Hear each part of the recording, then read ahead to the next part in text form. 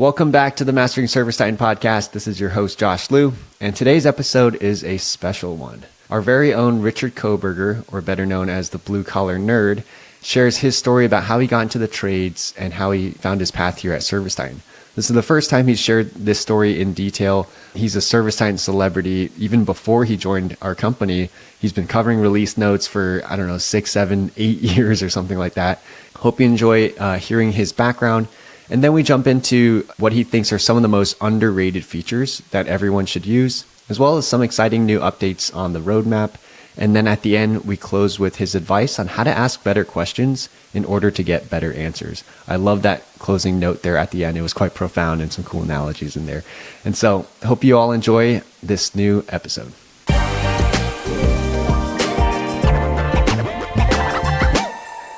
Welcome to Mastering ServiceTitan, where we get expert advice from power users. I'm your host, Josh Liu, and today I'm joined by our very own Richard Kohberger, the Blue Collar Nerd. If you've been living under a rock, that's the only way you probably haven't heard of Richard Kohberger. I'm super excited to have him on the show. So Richard, welcome to the show. Pleasure to be here. Thank you so much for having me. You're the most pro person probably on the show. You got your mic, you got the lighting set up. I'm sure people are familiar with seeing it. And I was mentioning before we started recording that every time we hop on a call, there's some major upgrades with your setup. So it's super cool to have you on. I wanted to ask you first, before we dive into any features and stuff like that, like we normally do, I just wanted to ask you about your story. Like, how'd you end up here at ServiceTitan? Let's go way back. So my dad owned an HVAC company. He opened it the year I was born, 1992. I was never really interested in it, to be honest. Like, I didn't care. When I got into high school, like I was a theater kid. I was very much not a contractor. I was an actor who liked to be on stage and wear funny outfits and goof around. Eventually, high school ended and college came up. At least that's kind of it was just the thing that came after high school. I majored in film because I liked the idea of, hey, I want to work kind of in the entertainment industry in some fashion because I'm interested in theater. I really hoped to be involved in acting in some way because that was really where I felt the most authentic. That was really where I felt like I fit in the most. But acting is not something where like, okay, I've got an agent and now like, great, the money's like rolling in, I'm booking roles left and right. Like, it just doesn't work like that. You're auditioning and you're auditioning and you're auditioning, and once in a blue moon, you might book a small role where you're kind of done in one day, you get paid one time and then back to auditioning. So I still needed to like figure out what I'm going to do. I started riding with a technician at my dad's company. The last couple of years I was in college, I started doing this. I don't really remember how this came to be. I doubt it was my idea, but somehow I ended up doing this. Yeah, how did he convince you to get in a truck? Do you remember how you felt? Was it more like a chore, or was it like, might as well check it out? I honestly, man, that it's like I've deleted it from my brain how it actually happened. Like I said, I doubt it was my idea. I'm guessing it was my parents kind of being like, you should maybe like have a backup plan here. I probably was just like, well, what else am I going to do? Like, it's over the summers anyways. Mm-hmm. And it actually doesn't sound like the worst idea to have some sort of fallback plan. So sure, whatever. He just put me in with his top tech. His name, coincidentally, also Josh. And I rode with Josh over the summers for a couple of years. Josh and I like bonded pretty deeply. Like, he was like a brother to me. Like, we were very close. At first it was very awkward because it's like, hey, the boss is just like, here's my son. You're my top tech. Take my son and like teach him the trade. Like, obviously that's kind of an awkward situation. But I remember like the first moment where like we were under a house in a crawl space. We were down there trying to diagnose whatever the problem was. Like, we could hear like the customers like right above us because the floor was really thin. There was like a vent right there. We were squatting and Josh just like accidentally lets one slip. Just like a fart echoes throughout the entire crawl space. We're both just like dead quiet. I kind of like look at him. He kind of looks at me. And we just like burst out laughing. At that point, I was like, all right, we're gonna be fine. We're gonna get along. So I'm riding with him. I'm an assistant service tech. And then by night, I'm filming auditions. I'm attending acting classes. I remember like being up in a hot attic, like dealing with a frustrating situation. It's 110 degrees or whatever it is. I'm sweating. And then like my phone would buzz and it's like, it's an audition that's due tomorrow. I'm like, oh God, dang it. Like it was a lot to do. That's, while I was still in college. College ends. Now what? So I moved back with my parents. I'm still riding with Josh. So I rode with Josh for a winter because I was doing it over the summers, right? And around that time, Josh was promoted to service manager. It was time for me to be a tech by myself. So I was a tech alone for like maybe one summer. It didn't last long. I think that everything that I enjoyed about the job, because I did enjoy the job riding with Josh, but once I was by myself, I think I quickly realized everything I liked about this was tied to that camaraderie. Once I was by myself, it was like, I don't like this. Just like distinctly remember working on a unit. It was a ream unit, one of the flat ones that you'd open up the panel from the top if you know, you know. And I just like nut driver in hand, it just like hitting me and just like quietly starting to weep. I was just like, I felt so lost. Like I didn't know what to do from there, because I was like, I put a lot of time into this. I don't know where else to go, but I don't like this. So I asked my dad if I could move into the office. He was kind of reluctant because like in his mind, there was really nothing for me to do there. But in my mind, I was like, this place is kind of a mess. Like I feel like there's kind of a lot I could do. He kind of like was like, I guess. He let me in, and I started just like getting my little hands on everything. So the first thing I did, I think, was organize the warehouse. So I like bought a label maker, started like labeling where stuff goes. Went to the hardware store and bought a bunch of bins and tubs, so stuff wasn't just like on the floor. The B-vent wasn't just like lying on the floor. That was kind of my first like endeavor to like, okay, I'm gonna like, I want more structure. I want to like get my hands on stuff. I started working with Josh more again because he was a manager now. We started kind of like mapping out changes for the company. So, everything from department KPIs, like HR stuff, hiring packets, marketing calendars, financial planning, ideas for cost reduction, new products we could sell, like just so much stuff that we kind of started getting our hands on. Plus I was doing my nerd stuff. So I was like implementing automations and implementing Slack and like Zapier automations with ServiceTitan to do some cool things with like webhooks and stuff like that. And of course, I was involved with like all things ServiceTitan. So like that kind of became my domain. If it was a ServiceTitan thing, you went to Richard about it. Eventually, my rank became director of operations because I was kind of touching a little bit of everything. The plan, the idea that eventually Josh and I would run this company together after my dad retired. My dad, now that I'm like more involved and like might be running this company at some point by myself, my dad started bringing me along to events for like best practice groups, I guess you would say. It feels a little reductionist to call them that, but you know what I'm talking about, like those kind of groups that get multiple contractors together and do coaching. And I felt very alien there, and I felt very alien in the industry in general. There were not many people in these places that looked like me, that thought like me, that kind of I related to on any level. Not a lot of theater kids. Not a lot of theater kids. There were not a lot of theater kids showing up at the contracting events. But eventually, he joined one called the Blue Collar Success Group. When we joined, it was run by Kenny Chapman and Justin Deese. With these guys, there was just a different vibe.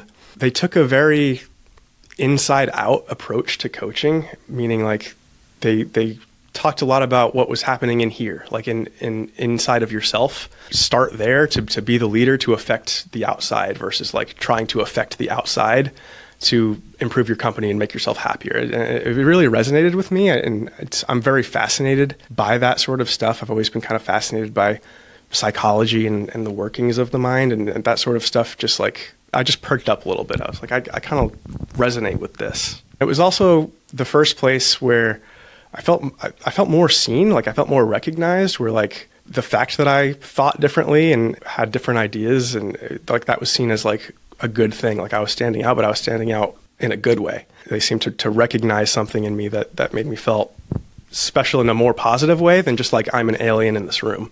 And I was inspired by them because they made content. They made like authentic content, just like kind of, front-facing camera on their phone or whatever.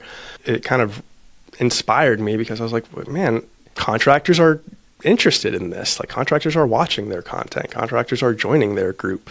Maybe there are people that I could resonate with in this industry. Kenny at Blue Collar Success Group and I, we talked about possibly doing something together. The stars never really aligned on that, but I still did feel inspired by them. I still did have that idea that like people might, be interested in hearing my ideas and watch content that I make. It helped give me the motivation or the confidence, I guess, that I needed to start what was the Blue Collar Nerd YouTube channel. A YouTube channel where I was talking about technology and the trades, because that's where I felt like I had something unique to offer, where not a lot of other people in this industry are talking about this. I have expertise in this area where other people might not, and so I'm going to offer my perspectives on it. Part of what I did was talk about ServiceTitan, because ServiceTitan is technology. A lot of people use it in the trades. And those videos in particular took off. Like, people started really resonating with those, finding them useful, because I was, doing release notes videos. Like, that was kind of, from the very beginning, I was doing release notes videos. I still do them today. I would print out the release notes that were on the ServiceTitan website, go over them. I would share my thoughts about what I thought this meant and stuff like that. I'd also made a couple of videos that got ServiceTitan's attention. So I made a video about Pricebook Pro. And at the time, Pricebook Pro was a very different product. And one of the features of Pricebook Pro, it was like having a duplicate button to make new services that were duplicates of the previous, the mobile view to see what it would look like on the tablet. Those were Pricebook Pro exclusive features. And I thought that was absolute bullshit. Can I say bullshit? Go for it. I thought that was absolute bullshit. Like, I heard that and I was like, I'm so angry. I have to say something somehow. Like, I have to express this feeling. I have to put this out in the world. And so I made this video in a way that I hope was respectful. I think was respectful. I've always tried to like really keep in mind that even when something doesn't work, or you disagree with something, or you think something's bullshit, there are still people behind it. There are still like humans made this product, humans work on this product. I tried to keep that in mind from the very beginning, and I hope that came through. But that one did get ServiceTitan's attention. I was told later, after I worked here, by the PMs that, like, we got a call from Ara, the CEO, just so you know, when you released that video. So that one got some attention. Anyways, after all of that, I'm not working with ServiceTitan at this point, but they're in touch. But out of the blue, I got a LinkedIn message from a couple of guys by the names of Tyson Freeman and Tom Howard. They were starting some consulting company, a ServiceTitan consulting company called Blue Collar Profits. And they had seen one of my videos and they were interested in having me as part of the team. And I was like, very interesting. I happen to be kind of like in a part of my life where I'm kind of looking for where I'm going to go. What's my next thing going to be? You know how LinkedIn is, like, you get a lot of weird messages sometimes. So I was a little bit apprehensive. I was like, I don't know. But I did recognize Tom Howard's name because he spoke at the 2019 Pantheon. He was on stage. And so that gave him some credibility. I was like, okay, well, this isn't just some like random guy. But I was still apprehensive because he wanted to fly me out to Fresno, California, which is where he lived. The short version is I ended up staying at his house and watching his kids while his wife gave birth to his child. What? Oh my God. I was not expecting within like 10 hours of meeting the guy. Oh my gosh. I worked with him doing consulting for a little while at Blue Collar Profits. We would fly out to different companies and kind of help them with ServiceTitan. And there was talks about, being kind of like an official partner of ServiceTitan to help them with onboarding and stuff like that. Very shortly after I had joined the team, Tom got an offer to join the ServiceTitan team as VP of Customer Experience, and he took it. Shortly after that, Tyson got an offer to be part of the ServiceTitan team as well, and he took it. So now the two guys that I had kind of like put my faith into were at ServiceTitan. I talked to somebody at ServiceTitan. Somebody had, kind of brought up the idea to me that maybe working at ServiceTitan was a possibility. And I was like, I think that's probably more the correct place for me than where I am. And the two people that I had kind of, liked are over there now. And I kind of like to, I'm going to go.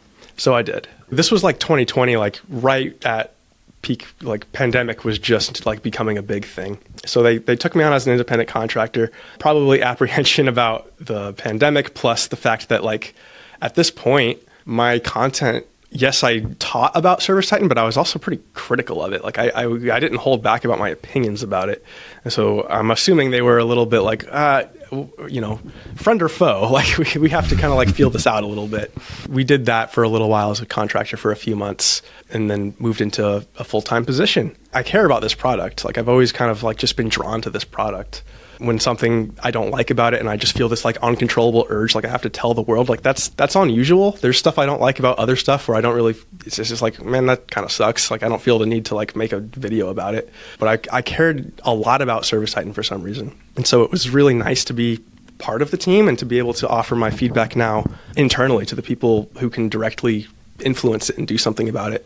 It's been really nice, and it's been a really nice place to utilize this unusual crossover of skill sets where I get to make videos and be on camera and talk about this software and advise and be the kind of a translator between these two worlds that now need to communicate with each other because the times demand it.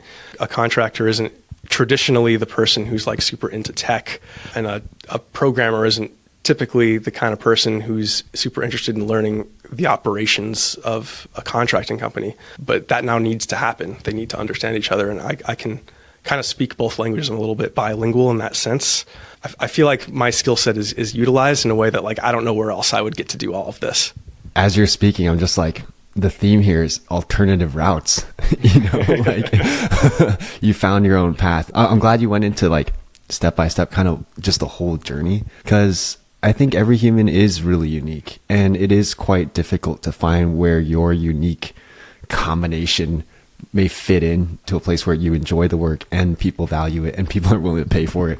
I didn't realize you started off doing release notes videos, and that was like a big core of Blue Collar Nerd, and it's still something you do today. I haven't missed a single one. I haven't missed a single one since my first release notes. Dang, that's awesome. Kind of pivoting here to some of the ServiceTitan features and stuff like that. I'm curious, you've seen so many release notes. What do you think along the way are some of the underrated features where you talked about it and it was like, wait, why is this so quiet? I feel like people should take way more advantage of this. I mean, one thing that like I feel like a lot of people still don't know about, even though there was like outcry for it for so long, is the feature configurations that are within settings. If you've used ServiceTitan for more than like a month, you're probably aware about the concept of a feature gate or a configuration, a back-end feature, all terms to refer to the same thing. They're features that are not accessible to you, the user, in the user interface to like toggle yourself. It's a back-end thing that somebody at ServiceTitan needs to toggle for you. And there was outcry forever. Like it was so frustrating to have this sort of secret menu, so to speak. People did not like that there was no visibility into these things because they would learn about a feature and be like, well, gosh, that would have been really helpful. And I had I didn't know it existed. Like, how am I supposed to know what I don't know? It was a difficult problem to solve because, I don't know, Josh, if you've ever looked at our internal view of the feature gates, but you can scroll for like 20 minutes. There's a ton of stuff in there, and we can't just like show it all because it's kind of a mess.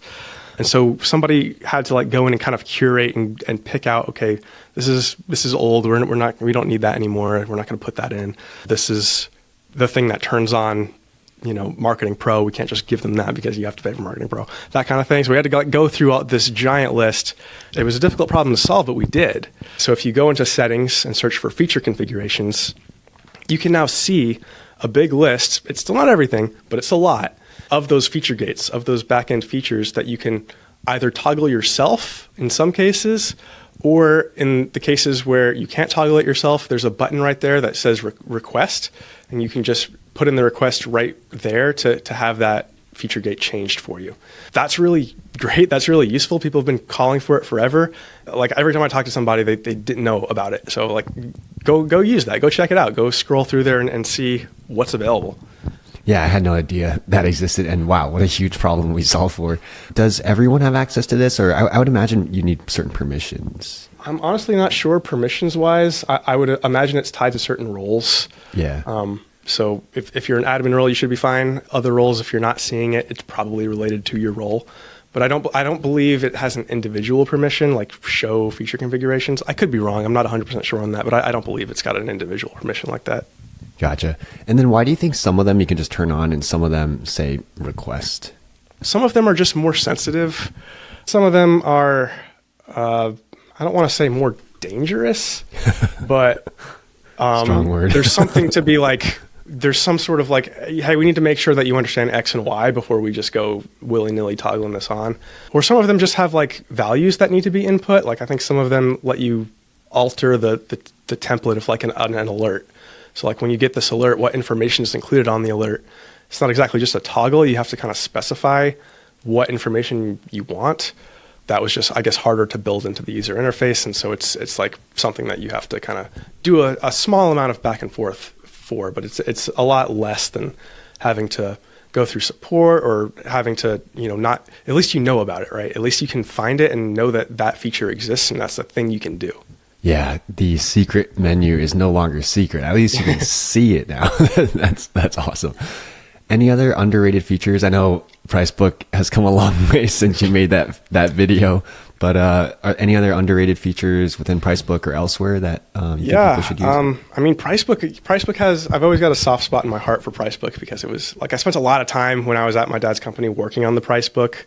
And like you said, like it has come a long way. Like it used to be a real slog to work on the Pricebook. And now with like the bulk editing and the dynamic pricing, like it's a very different product. So I mean, first of all, it's not exactly a deep cut, but dynamic pricing, if you're not using it, I think that's a mistake. Like it's such a useful feature to help you make sure that you're staying profitable with like very little effort. What is dynamic pricing for those who haven't heard of it? Dynamic pricing is a feature that allows you to one time go through a setup process to tell ServiceTitan how you would like prices calculated. You can have different calculations for different categories or different things, different business units now.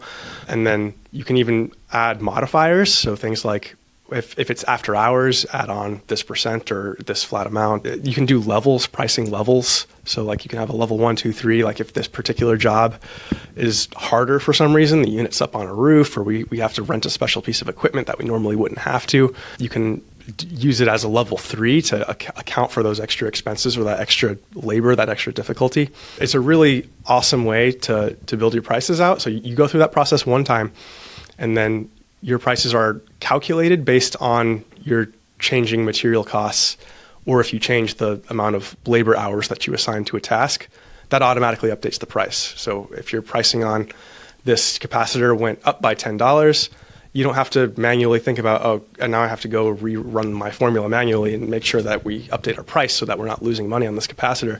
The price is just going to update automatically when you change the price, the cost of that material in your price book. That's huge, especially with, the material prices constantly changing and stuff like that. And then with every change, it can impact so many different tasks within Pricebook. I imagine some people aren't using it because there is a little bit of setup, because you have to have your sold hours and linked materials. Is that right?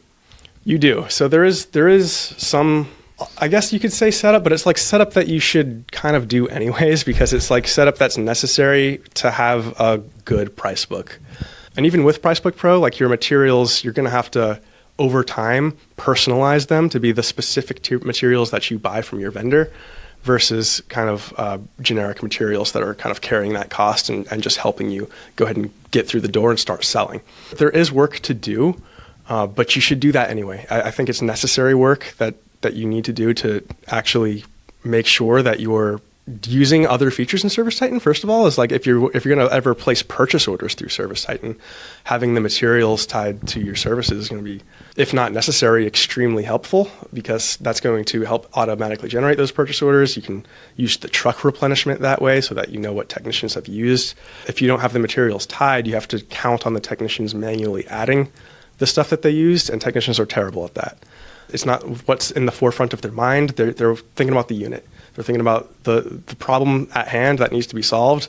They're in the field that they're in because they like working with their hands. I don't want to make a blanket statement for everybody. Obviously, there's exceptions. But in general, the little tinkery stuff, if you can automate it, if you can just do it on the back end, you're going to save yourself a lot of frustration. Yeah, because at the end of the day, the priority is fixing what's in front of them, right? No, that comes first. Definitely. Yeah. Pricebook also has a soft spot in my heart, because when I first joined ServiceTitan around late 2020, I worked in product marketing for Pricebook Pro. So shout out to Wing, Ayal, Lilith, that whole product team. Yeah. For your customers who know them, they're awesome. Reach out to them if you have feedback, questions about Pricebook. They're always willing to hear.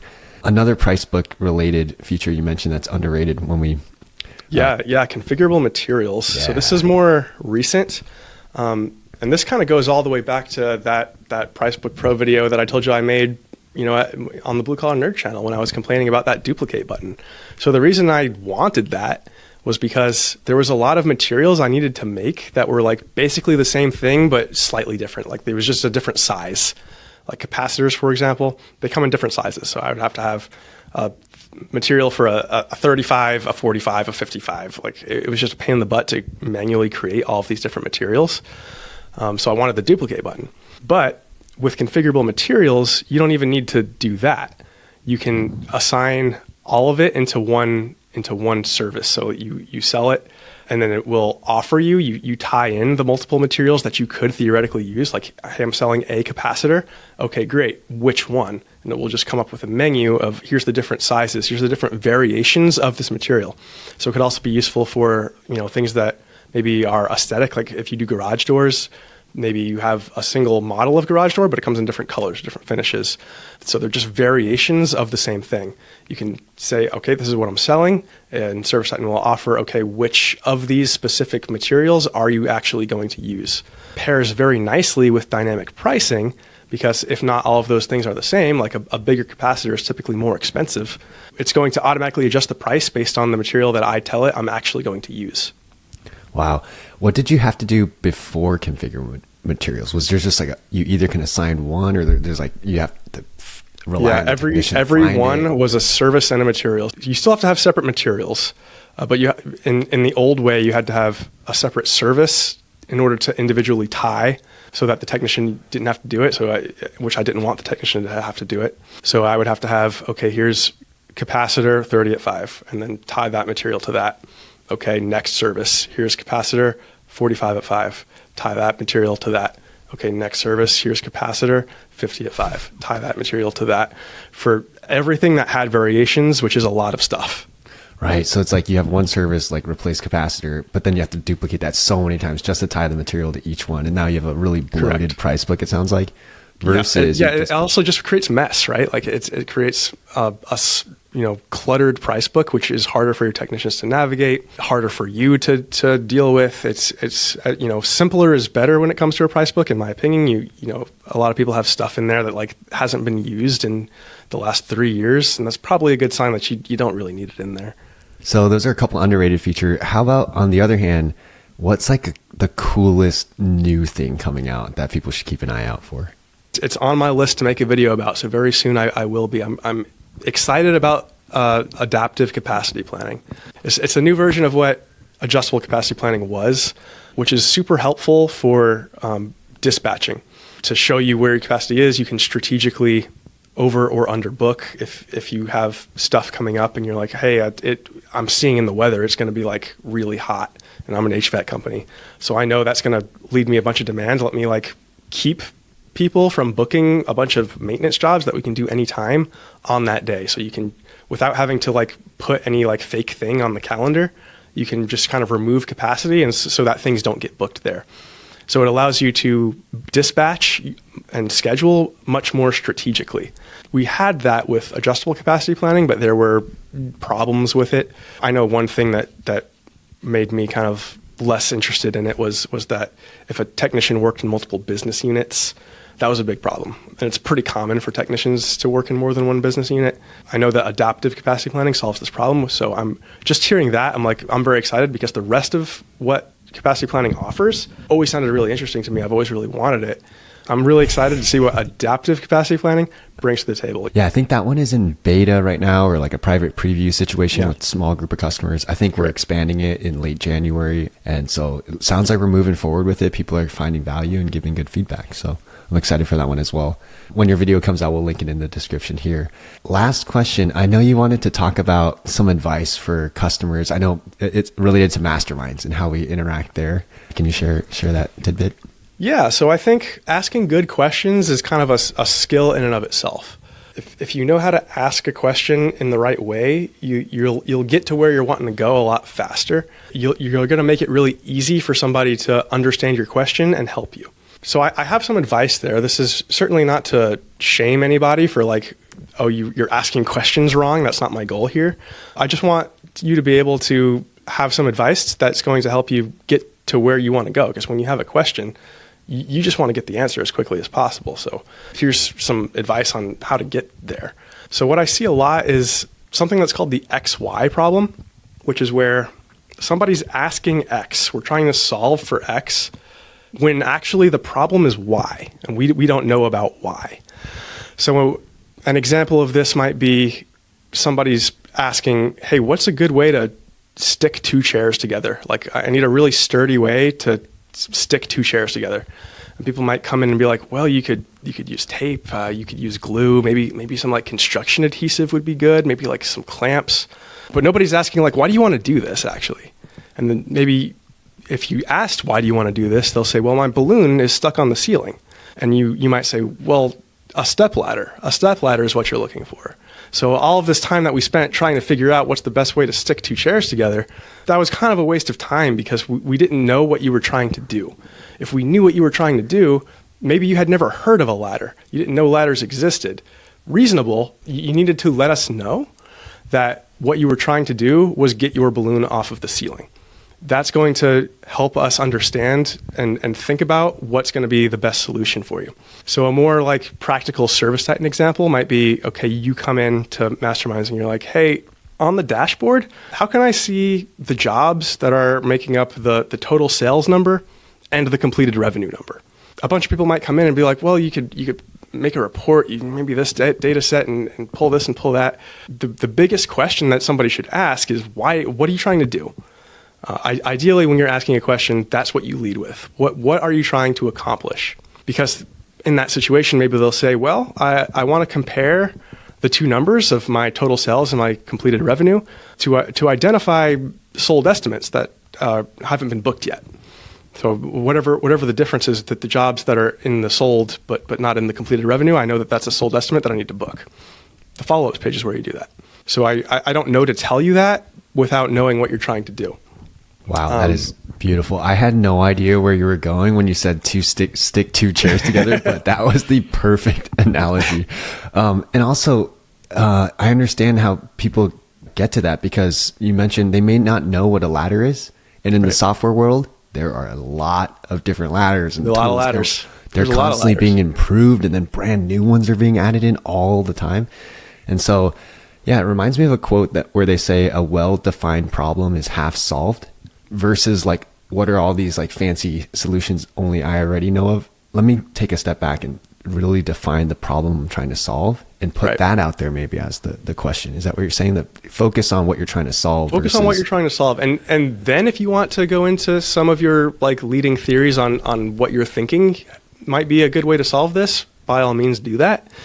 But always let people know what it is your end goal is, because without knowing what the end goal is, we're going to run into that XY problem where we might solve for what you're asking, but we didn't actually efficiently solve your problem. And again, no shame, because ServiceTitan is a huge product.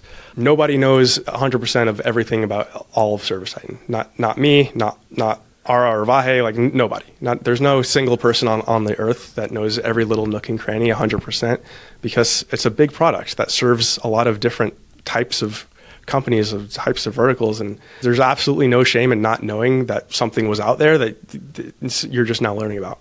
That's fine. Acknowledge that, like, there could be something out there that I don't even know about. So let me make sure that people know what my problem is, like what I'm trying to do. Perfect. Wow, what a beautiful way to end. Any last closing thoughts or what's next for Richard Kohberger, or advice you want to share before we wrap up? I'll just say that, like, I'm always working on stuff. I've got a big project in the works right now, not quite ready to unveil yet. But if you're interested in learning about ServiceTitan or learning about technology and the trades in general, or just kind of like the way that I think, you can follow me, Facebook, Blue Collar Nerd, or subscribe to both YouTube channels. So anything that is under my employment at ServiceTitan, I will always upload to the ServiceTitan YouTube channel. That's where you're going to find the release notes videos and like videos on new products that are coming out. And you can also subscribe to the Blue Collar Nerd channel. That's my independently owned one, where I'll sometimes upload something a little bit different. Perfect. Thank you so much for coming on today. It was cool to hear your story in its fullest. And then the Tom Howard story is so good. We'll have to, if we ever do a round 2 one day, maybe we'll have to talk about round 2. We can dive into that. And then also giving people, some of the underrated features and some of the cool stuff coming out. A little sneak preview there. So appreciate you coming on, and we will catch you all on the next episode. Thanks for having me.